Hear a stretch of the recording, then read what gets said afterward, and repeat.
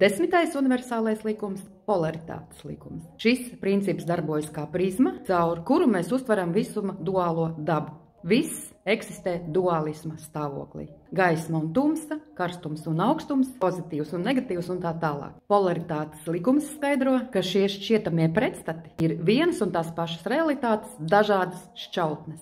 Iedomājieties kalnu. Tā divās pusēs apgaismojums atšķirs. Vienā pusē ir gaisma un siltums, otra ir ievīta vēsumā, tumsā un noslēpumainībā. Abas puses ir nepieciešams kalnu eksistēšanai. Tieši tāpat mēs savā dzīvē saskaramies ar plašu polaritātes spektru. Katrs no tiem piedāvā unikālas mācības un pieredzi.